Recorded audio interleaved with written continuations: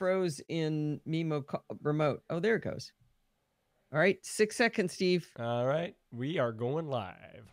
Boom. 3, 2, 1.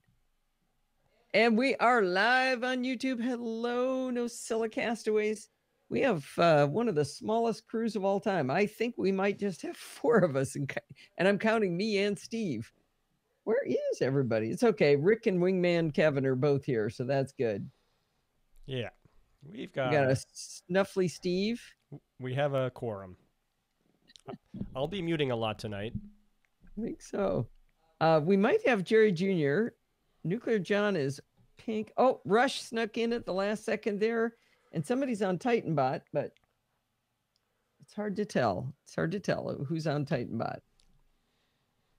Alan was here for a few minutes, but he seems to have left. So, Nosepicker? Yeah, Nosepicker was here and he left. Oh, I wanted to test your screen, see if we got it. I tested this earlier and it was working. Yep, it's live. How do you know it's live? The second hand's moving. And that was a nice attachment, don't you think? Yeah. Oh, I finished my stand goal. No, my move goal. Huh. I just took a 15-minute nap. We're up to 5. All right. Should I do a test playback, Steve? Yeah. All right. Let me do a little record here. Hi, this is Allison Sheridan of the NosillaCast podcast, hosted at podfeet.com. And playback here. Hi, this is Allison Sheridan of the NosillaCast podcast, hosted at podfeet.com. That sounded good. All right. Rick, you got playback? All right. Kevin's got playback. We're all good. Gonna have a tiny little party. That's fine. All right. Muting. It's time to. Oh, look, he muted himself. No, he just talked about muting himself. There we go. All right, here we go. Hi, this is Allison Sheridan of the NosillaCast podcast, hosted at podfeet.com, a technology podcast with an ever so slight Apple bias. Today is Sunday, February 24th, 2019, and this is show number 720.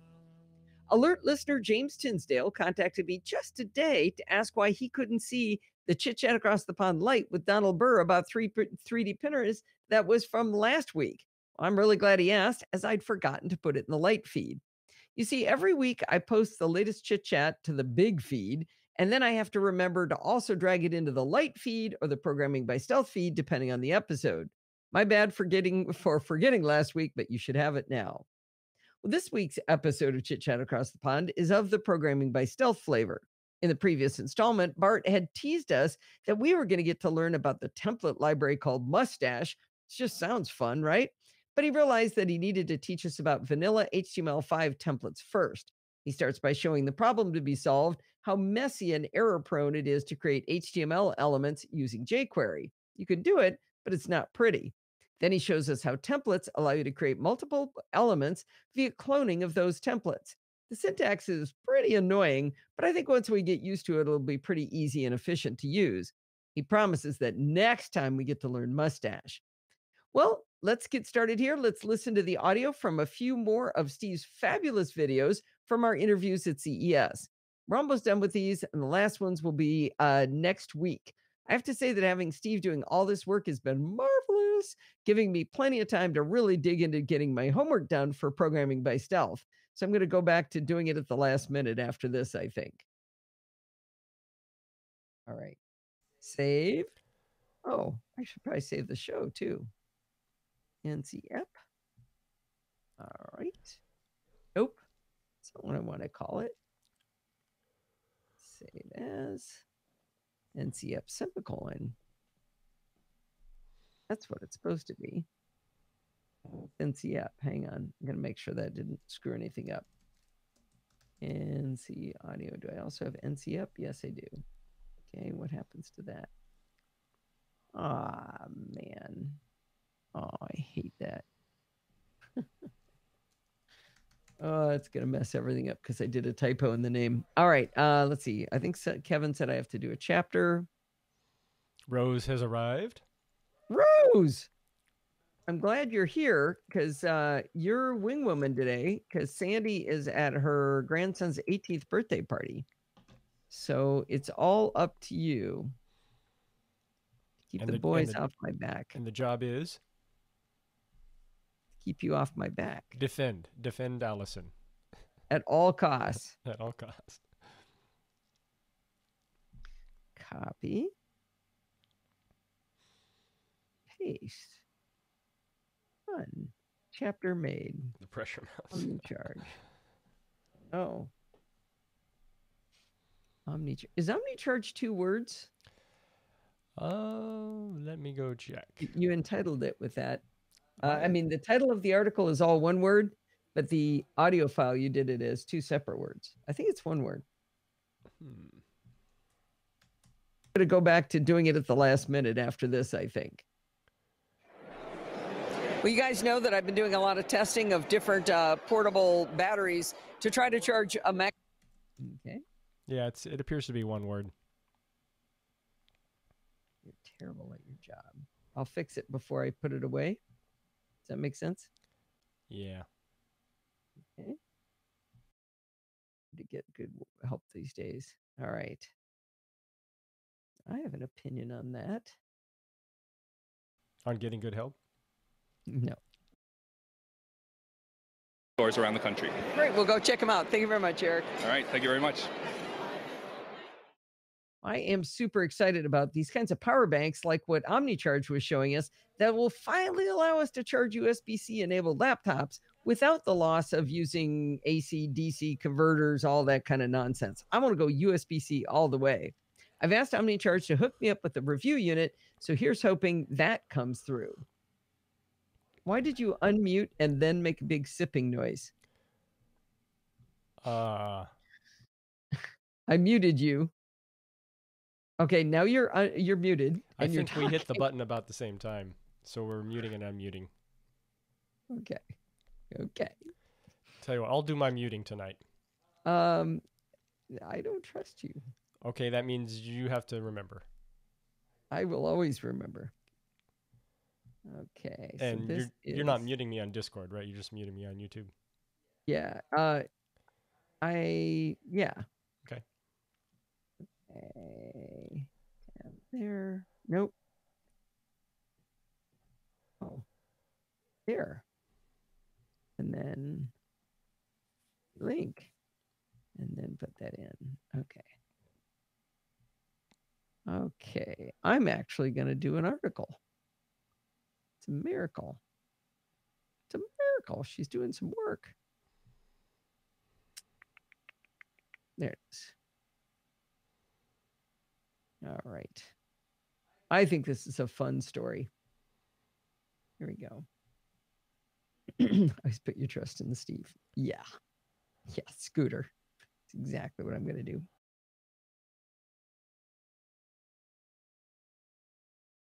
This week, I've been working on a video tutorial for Screencasts Online for... That looks too close together. So here's hoping that comes through.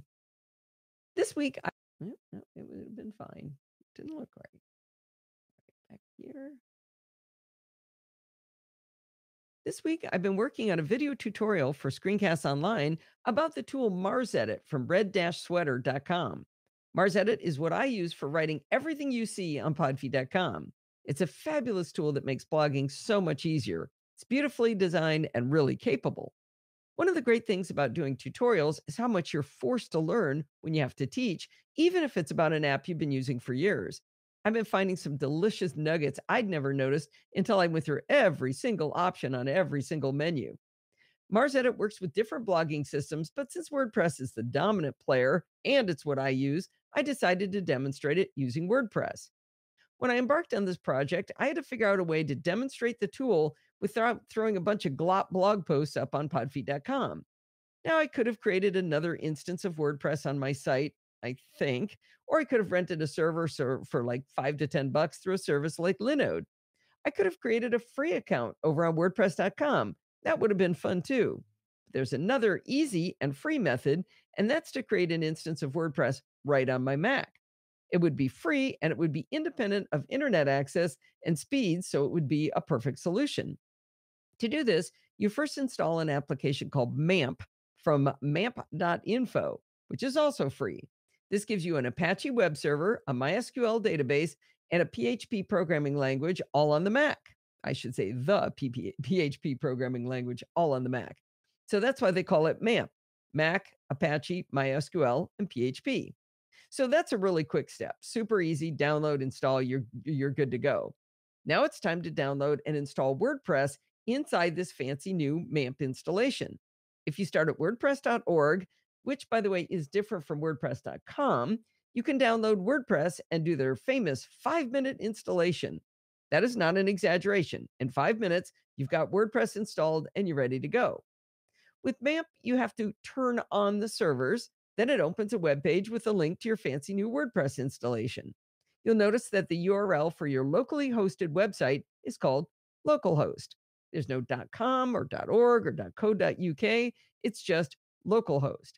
The full path to the WordPress installation is localhost:8888 /WordPress, where 8888 is the port number. But the important thing to note is the localhost part, which is going to be important later in the story. I just noticed you changed something in this blog post and you made it incorrect, dear. What's that? I had .co.uk and you changed it to .co or .uk. There's no such thing. There's no such thing as .uk. It's .co.uk. I don't recall making that change. In fact, this is the Mars edit? Yeah. When did you publish that? I don't know. Earlier in the week. You definitely edited it because you asked, I remember you said, where's the glop? Where is it roughly? Right above where it says teaching Mars edit, the paragraph before that.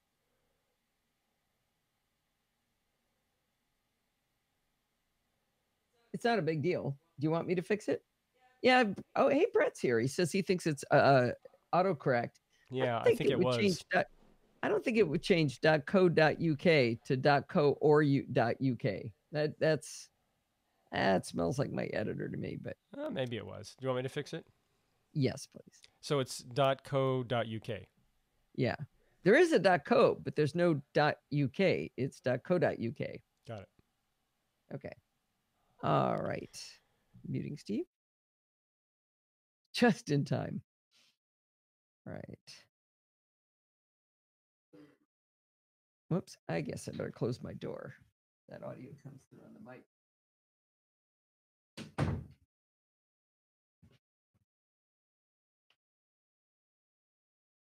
All right.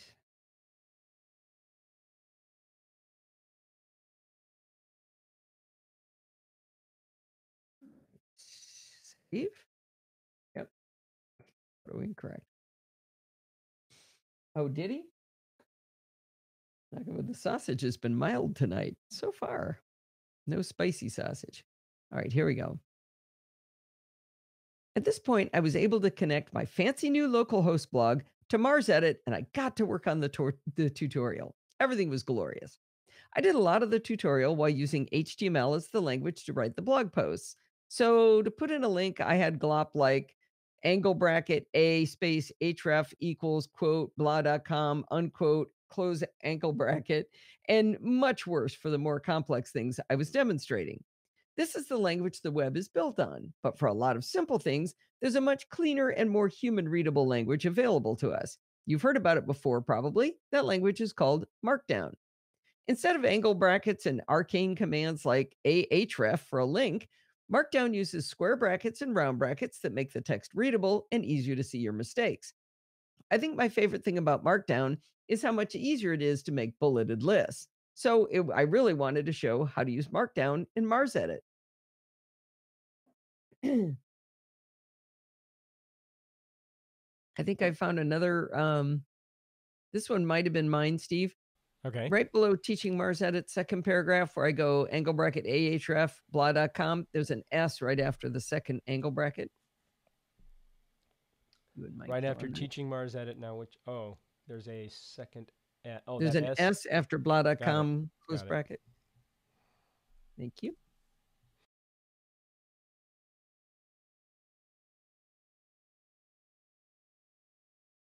In order to use Markdown in Mars Edit, you have to enable Markdown in WordPress. If you have a WordPress.com site, the free service where they build WordPress for you, there's a simple switch to turn on Markdown. But if you build your own WordPress, like I did using the download from WordPress.org, you need to install a plugin into your WordPress installation. The easiest, in theory, plugin to use is called Jetpack. Inside WordPress, you can install plugins directly. I did a search for Jetpack, I hit the install button, and I was really surprised to see it pop up a button that asked for my FTP username and password. I had no idea why it would need that, and what the heck my username and password would even be. That started the rat hole about FTP. I tried entering the IP address of the machine I was on, and I tried my local login, but when that didn't work, I was stuck. I went to the Googles and I found articles explaining that macOS in the old days had a built-in FTP server, but if you needed one on the modern version of macOS, you'd need to install it yourself. I found instructions on how to download and install iNet utils. The article I found was on OS 10 Daily, and you could do it via Homebrew, but it looked kind of scary. I wasn't really sure that's what I wanted to do. So I posted my question to our Slack group inside the Programming by Stealth channel, where the loveliest nerds hang out. Alistair Jenks sent me the same OS 10 Daily article on iNet utils, so I figured I'd just girl up and install it. I ran the command to install it, and it spit the usual volume of glop all over my screen. Okay, that was fun, but do I now have an FTP server running? And if so, what's my login name and password? I went back to Slack and asked the question. This time, Troy Shimkus jumped into the conversation. I asked him if he had time for a screen share to help me, and being the swell guy that he is, he agreed. We piddled around for a bit with what we saw on screen, and during this, I just kind of mumbled under my breath. I have no idea why I even needed an FTP server running at all. Just install a darn plugin. Troy explained that to install a plugin via the web interface of WordPress, the plugin had to be FTP'd to my server, which in this case is my local Mac. Only when he explained that did I realize I don't have to install the plugin this way. You see, you could just go to the plugin's webpage at wordpress.org and download the plugin directly. Plugins are just a folder of text files, and then just slide that bad boy into the plugins directory on my Mac. Boom, done. No problem. Don't need any of this FTP nonsense. I made a quick trip over to CakeBrew, which is a GUI interface to Homebrew, to uninstall iNet utils, and I was ready to go. I thanked Troy, and we signed off. You may think I was in good shape now, but I've got another rabbit hole to go down. Now, I've got Jetpack installed into WordPress. After literally a half a day of faffing about with this, it's time to activate Jetpack. I hit the activate button, and I get an error telling me that I can't use most of the tools in Jetpack, including turning on Markdown, because I don't have a dot in my URL. Well, of course I don't. Remember, my URL is localhost. I have no idea why they don't allow you to do that. So now I have a whole new rabbit hole to go down. I found several sites offering the steps to fix this problem. The one at drupalden.co.uk is probably the most well explained. But here's all I would have to do.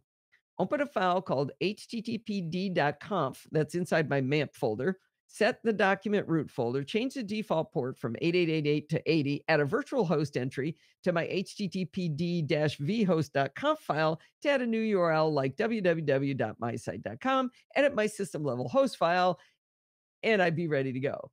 That sounds easy. Well, I'm starting to not care so much about demonstrating Markdown at this point in the plot because this is just turning into a big mess. I thought maybe there's another plugin that isn't so strict about this whole having a dot in your URL name. I found WP-Markdown, which hasn't been updated for a year and hasn't been tested on the latest version of WordPress, version 5. But since this isn't a real website on the internet, subject to attack vectors, I figured I got nothing to lose and I lucked out. It's going to work. Now in WordPress, I can see under Settings, Writing, the option to enable Markdown for posts, pages, and comments. Woohoo! Finally, it was time to get back to teaching MarsEdit and to demonstrate how efficient you can be using Markdown. And no, the irony was not lost on me that I had spent over 8 hours chasing down how to get Markdown to work on localhost blog just to show how efficient Markdown is. You know, normally I have a bottom line that gives a life lesson or declares something good or bad, but this time it just seems to be a story about learning tools and how helpful the NosillaCastaways are, especially in our Slack. You are a member of our Slack, right? It's easy to join. Just go over to podfeed.com/Slack and sign up. So we had a request from Rush. What's that? Uh, Does he want me to sing? no, he wanted an update on your eye. How's it going? Oh, no change really. Lindsay. It takes. Sorry. Oh, Lindsay's here. Well, that's a more interesting story. Lindsay, you want to post the picture? Yeah, you can just slide it in there on Discord. Yep. My eye is fine. No, there's nothing else really to say about it. It just sits there being awesome. Now my next trick is I need to convince my eye doctor to do my second one under insurance. Yeah. So Lindsay has a story to tell, and I think the picture tells it pretty well. I think it does. Within a given definition of awful. Is she going to do it? Is she going to do it? I was wondering if you might come. She's buying drinks though, right? She sure is. All right. Targus is coming up next. She get distracted? Maybe Forbes helped her with something. Drag and drop. Oh, so are you on your Mac or are you on a phone, Linz? Or iPad? I'm not sure how the iPad app works. Mac. So you just oh, she's on the Mac. Oh, so it won't drag from your from photos. So drag it to the desktop. Because that's an HEIC. Drag the photo to the desktop and then desktop to Discord. Yeah, that'll work. Or just open it up on screen, do a Command Shift Option 4, and then Command V to paste. I'm gonna wait for her. Slack and sign up. Stephen Getz made a specific request that I had to come to the Targus booth to see this wicked new HDMI dock from Targus. So I've tracked down Nick Markowski to tell us about it. How you doing? Wonderful. How are you? I'm doing good. Looks like you guys have won an innovation award. We did. Dock 520, Quad HD docking station. Quad, as in Quad, four. As in four. Let's see. 4 HDMIs out, single USB upstream. Look at that. My baby's broken. Poor thing. Being a good mom, I just mocked her for that she's going to look like Chris Pratt in, what was the TV show? Oh, Parks and Recreation. Parks and Rec, when he's asking for his itch stick. Now, she has to get the cast first. This is the splint. When do you get the cast? Monday? Well, she hasn't met the orthopedist yet, so it's hard to tell. Maybe they deliver you an itch stick with it, with the cast. An itch stick. Poor Lindsay. In a week, wow. If we were good parents, we'd be down there helping her, Steve. Yeah. Oh, but you're sick. You wouldn't want to get her sick. That's probably our excuse, right? Yes. Oh, Kevin has extra canes. Yeah, I don't know if she'll get a walking cast with a... I don't know. I got to go look it up to see what is it? A twisted fibula? No, I think it's broken. Distal fibula. Broken distal fib. Distal probably means front or back. I'm not sure which. I think it's side to side, she said. She said it was the outside. Distal fibula. I got to look that up. Oh, you said you had a picture of it you were going to send me. Distal. Oh, you have the x-ray? No, but she has a picture showing where a distal fibula is. All right. I better get back to work. Okay. Thank you, Mark. Thank you.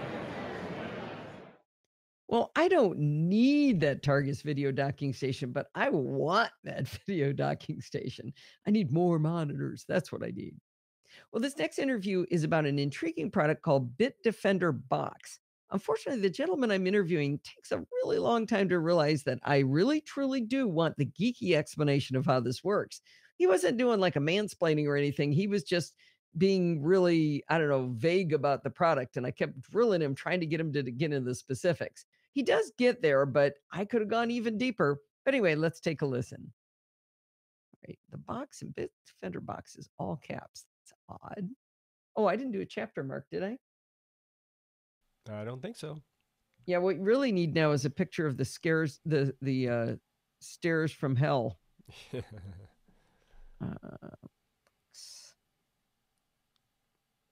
Okay. Oops. Did I do a chapter mark at Targus? I don't think I did. Who's in charge tonight? Kevin's got your back. Yeah. This is this one. The Defender box. Yeah, I think I forgot. Hey, Linz, you like my shirt?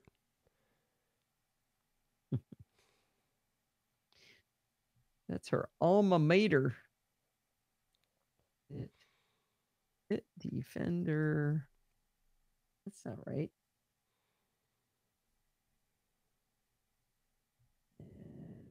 So this thing is cool. I'm not playing any of these. I should play something because I'm almost done. Yeah. This is a great one to play. This is my least favorite interview from CES. Yeah, we should punish everybody, make them listen. This was Targus. You're really selling it. Okay, I think we are going to make them listen to it now. We just took Saul. I was like, come on, dude. I had this one down to not even play, but I think eventually he got to it. It just took a while. You think? Okay, well, let's see. Let's make everybody listen. Okay, Targus is done. And this one's Bit Defender.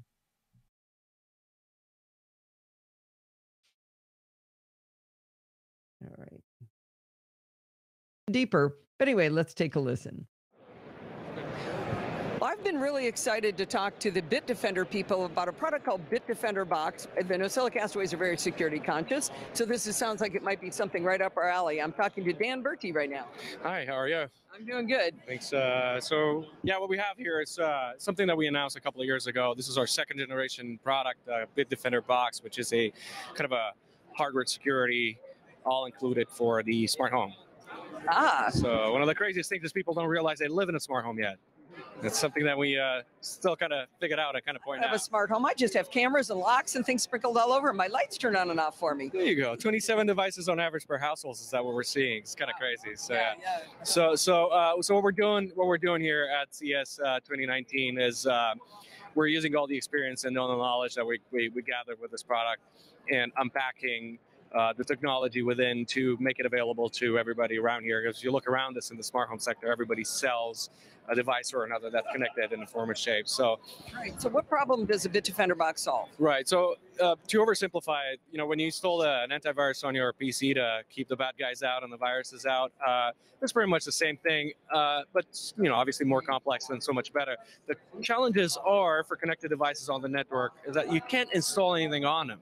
You can't install a software bit on a thermostat to make it secure. Right. So the way that this works is we had to go, as a software company, had to go and invent a hardware device, which was totally out of our comfort zone.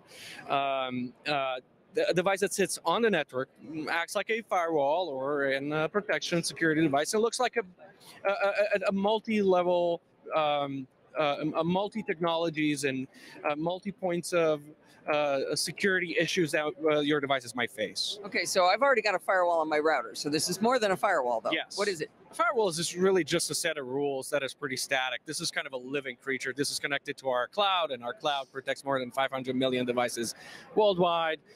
We've protected more than 2 million IoT devices just the past few weeks. So walk me through a little more how this works. Right. So I've got a bunch of cameras. I got a Nest Protect. I got an Ecobee thermostat. They're all going through my router. Where does this go on the? Where does this go in that sequence between my router and my modem and all that? Where does that go? So you would set this up next to the router. This can also be a router if you wanted it to have like a cabin somewhere, you could install it there. It's a network device, right? So this would sit next to your Comcast or. So would it be between my router and my modem? It's a DHCP kind of a setup situation. So it's not really in between. It's kind of becomes the DHCP server in that network. So you would have to stop using DHCP on your regular router. Right. This becomes the DHCP server, so traffic can go through it, so we can analyze it. And okay, so you'd have to put your router in bridge mode on the other side of it. If you prefer to use it that way, yeah.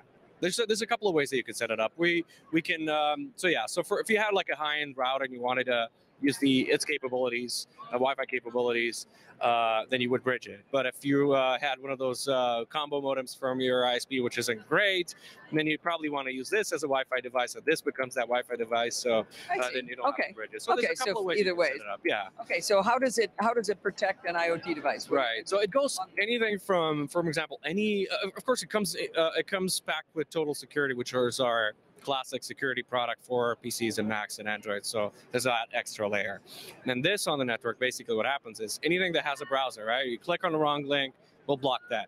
But then it's also a vulnerability assessment. Basically, what that means, you connect a new device to your network. It shows up in an application, in an application called Central that manages Box. And then we run a vulnerability assessment on it. So you know that, for example, that there's known issues with it, like there's a default password or whatever have you, and then you're informed. Now, of course, most of these threats are blocked. So, for example, if you had one of those smart light bulbs like I did, that had a telnet server running on it with the default credentials and on open port, there's no way to find that out. So this would tell you, and then this would block potential attempts for anomalous connections to that device. Basically, what happens is, try to remember the Mirai botnet, right?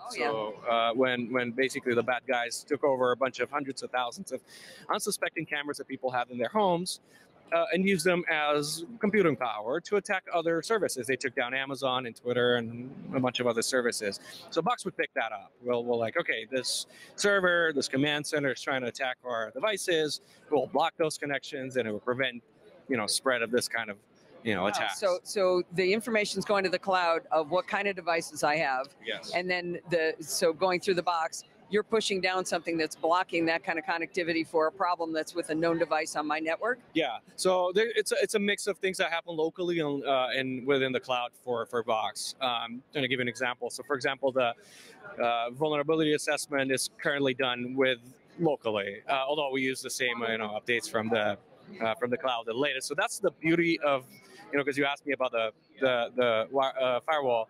That's kind of a set rule that just stays that way. This is a living creature just because it gets those updates every. Okay, well, very good. So Bitdefender Box, where do people go to find out more about it? Oh, just you go to our website, bitdefender.com/box, or just go to your favorite retailer and you can source it out there, Amazon, Best Buy. What's the price point on the version 2? It's the MSRP is $199 and includes a year of service, limited number of devices, and then it's $99 a year. But you'll usually find it there's a deal on it every at all times. So Well, that's good. Okay, that sounds pretty cool. That's not bad of a price to have a little bit of a peace of mind about all the IoT devices in your home. I appreciate that. We think so too. Thank you. All right, thank you very much. Do you see what I mean? Yeah. It's like, oh man, he's killing me. All right, I'm going to record here. Unless you have anything fun to say, Steve, I don't need to rush you. It's 5:32 and I'm almost done. No, I think I'm good. All right. You said I was in charge of muting you. There you go. I appreciate that. We think so too. Thank you. All right. Thank you very much. Okay. Well, in spite of that guy, I think I figured out how the Bitdefender box works. Does sound interesting. A little steep on price for what you get, but I don't know. We'll see. Maybe it'll be a cool thing. I get so much great feedback from doing the podcast, and it warms my heart to know how much people appreciate the content and the hard work that goes into it by me and by Steve. If you're amongst those who really appreciate the content and you find value in it, maybe you could warm our pocketbook by helping support the show financially. If you go to podfeet.com/Patreon, you can pledge a small dollar amount per show, literally $1 amount per show, and it will go to help buy the gear, software, and web hosting we need to keep the show going. Thank you so much to all of you who already support the show as patrons of the Podfeet podcasts. How was that? Hard to come up with something new every time. That was fine. Fine. Just fine, huh? Yes. Fine. It was short. Mm-hmm. I can make them short enough that it's not worth skipping. Yeah. If I can get it in less than 30 seconds, then nobody can skip. Especially the hard work Steve does. Oh, of course. Unless they have a skip button that's 15 seconds. Well, that's hardly worth it. Yeah. Security bits. Music. Okay. Oh, okay, that's done. And that's done. That's going to be a mess later. Yeah. Okay. Brett What's says that? as long as it's shorter than one of Leo's ads. Those are like 6 minutes I think sometimes. most of my show is shorter than Leo's ads, right? Yeah. I'm so happy I changed my podcatcher to doing I changed it to a minute skip forward because of him. That's only 6 button pushes. Right. I was doing 45 seconds, and then the math would get really hard because I always want to know, okay, how long was that ad?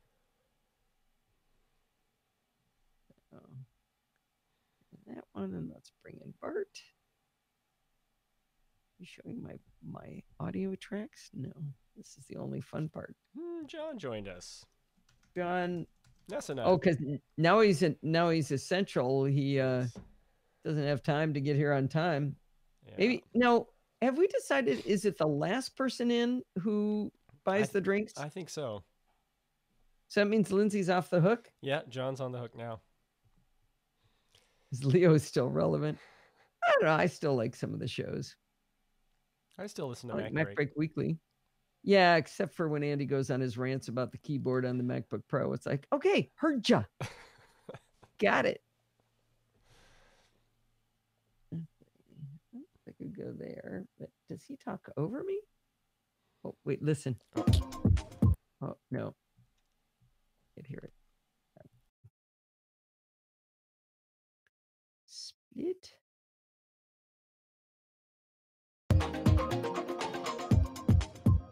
Nope, too long.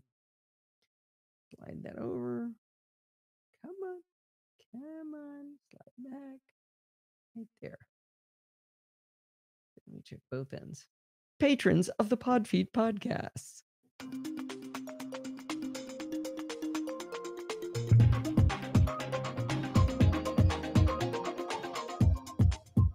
Well, it's that time of the week again. It's time for Security Bits with Bart Bouchotz. I don't know how bad it is, but I know Bart sent me 3 separate copies of the notes today alone. So, breaking news with Bart Bouchotz. Yeah, I don't think the security news ever stops breaking. So on the days I'm really organized and get my show notes done early, I have to send you many edits. Maybe the universe is saying, don't be organized. Maybe. All right. So what's going on? First off, we have 4 follow-ups from last time. So okay. So obviously the news was breaking at just the wrong moment 2 weeks ago. We mentioned last time that I think it was Mary Jo Foley had just gotten the scuttlebutt that there was going to be prices announced for Windows 10 extended support period after their extended support period officially ends next January, and after that, it's extended security updates for enterprise and education customers only. And you mean Windows 7, not Windows 10, correct? Yes, I do, because Windows 10 is what you're supposed to be doing. Yeah, okay. All right. And we knew last time that they were going to be doubling the price every year, which we laughed at, and we sort of said, well, it's pretty clear what they're trying to hint at. Well, we now have the official pricing from Microsoft, and the clarity has gotten clearer still. Microsoft do not want you on Windows 7 after next January. If you're in a corporation, they are going to make you pay to be a Luddite. So this is only available at all to people with a volume licensing agreement. So if you're a home user, you cannot even buy this. But even the people with a volume licensing agreement are going to have to pay per device per year for Windows 7 support. Oh, wow. First year for Windows 7 Enterprise, which is the lowest of the enterprise versions, $25 for year 1, $50 for year 2, $100 for year 3 per device. Per device per year. Per device per year. So Windows 7 for Pro, a 60,000 person company, assuming we only had one device per person, which isn't true. Is that 60 million? 60,000, 600,000? No, it's 6 million. I'm not sure that extra zero makes any not that much better or worse. to use a crappy old operating system when a perfectly good one is there. Yeah, and that's for the Enterprise Edition, which is basically the lower of the two versions for volume license customers. Windows 7 Pro will start at 50, double to 100, and then 200. This is brilliant. It's just Yes, lovely. it is. I love it. This is absolutely brilliant. So we now have the details. There we go. The next story is kind of, we all knew this was coming, right? So as we recorded last time, the shoe was just hovering in midair about Facebook and Google having been slapped for abusing Apple's enterprise developer program, and they sort of kind of apologized. Well, Google actually apologized. Facebook sort of kind of apologized, and then they had new certs issued to them. And I don't think any of us thought this was the last we'd hear of this kind of thing. And that has proven to be very true, because of course everyone now went to digging, right? Basically all the reporters got the sniff of there's a story here, and so off they went a looking. So the question is, how many companies were abusing it? The answer is many, and for many things. So you cannot get gambling apps into the iOS store, but you can charge people and then let them in through the back door by abusing an enterprise certificate. You cannot put pornography on an iPhone, but you see where this is going. Piracy is the other use case that was out there. The piracy one is actually particularly interesting, I guess. So yeah, that was all found to be going on. There's also an awful lot of terrible reporting about this story. I don't know how. I'm definitely going to get cranky about this on Let's Talk Apple. Do I keep my crankiness till then, or do we spend 5 minutes on it now? No, go cranky. Go cranky, go early.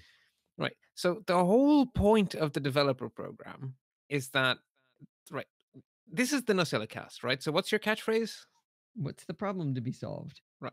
So the problem to be solved is that large enterprise users need to have apps that contain trade secrets that they absolutely will never share with anyone to quote unquote vet, especially if they share an industry with the supposed vetter. Right? There is no way that Google is submitting apps to Apple for approval that contain their internal secret stuff. No way. And they shouldn't have to. So the whole point of the developer program is you don't vet the app, you vet the company, and you make them sign a contract that commits them to certain things on penalty of you're thrown out. So the fact that Apple, right, at no point in the process of using a developer certificate is Apple involved. You get the certificate from Apple, having proved you are who you say you are and having agreed to the contract, and you have to have your DUNS number. You have to go through all sorts of verification steps. I've been through the verification steps. It is many phone calls. It is much paperwork. It is not. You really do have to prove you are who you say you are. At that point, Apple know who you are. You then have to sign a contract, and Apple have to believe that the person who signed the contract has the authority to sign the contract on behalf of your organization. Right. All the ducks in a row. At that point, you have a certificate. You write your app, you sign your app, and you give it to your staff. All right. That's enough of that. All right. Oh, Bart recorded for a long time after we stopped. I like hearing those endings. Well, no, it's like, looks like 15 minutes afterwards. Let's see. All right. Well, I enjoyed it though, and I learned a lot. Excellent. Well, until next time, stay patched and stay secure. All right. So who's got the name of a good shirt service that we can get a stay patched and stay secure shirt made? I think that would be fun. I wanted to use the service Tom uses because the shirts that he sells are really nice shirts. I really, really like them. But he pays, I looked it up, it's $35 a month to run the store. It's crazy. Everybody leaving? What are you laughing at, Steve? Oh, Rush is leaving, so we just I did a jinx with Rick.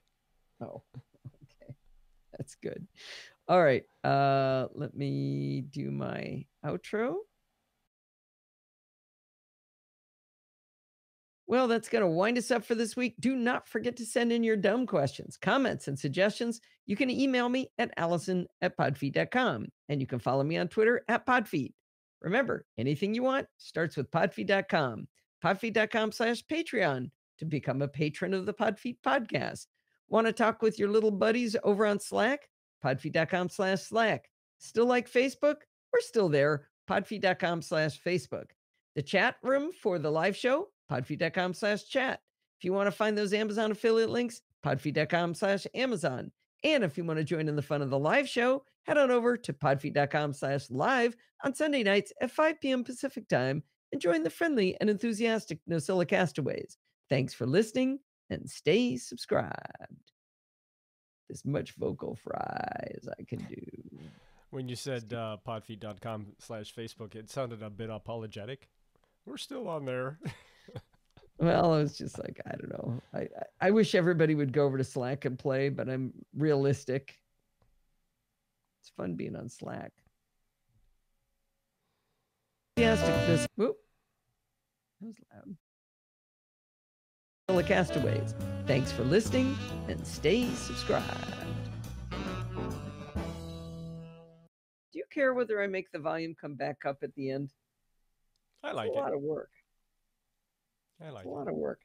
But if Red Bubble might be good, Rose. I've tried Zazzle and they pissed me off like 15 years ago. I had all this stuff for sale and people bought stuff and then they never paid me for it. And they said, oh yeah, you didn't set it up right.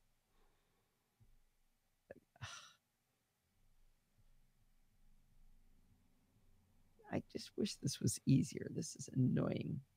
So I need to make a video to well, yeah, I need to make a video to show them what I do every single week and ask them, is there any easier way to do this? So annoying. No, not at all, Rose. She's fine with it. She's forgotten about it. I'll hold a grudge. Oh, I'm still mad at a guy from 1983, a guy that I worked for, didn't RSVP to my wedding.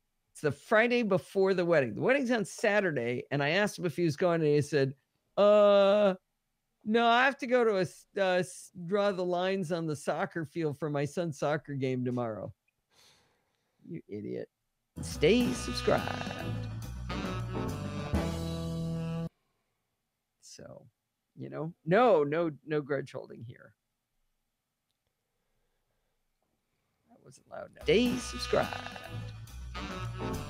Time and join the friendly and enthusiastic Nosilla castaways. Thanks for listening and stay subscribed. There. It's not quite where I want it, but I'm bored. Oh yeah, to have them in time for Mac Stock. That would be cool. We could sell them at Mac Stock. No. Not gonna do it. Cotton Bureau. Who's that? ATP guys, Cotton Bureau. They were good until your most recent order. Uh-oh. Then what happened, Brett? I should do Redbubble. We got the Steve, your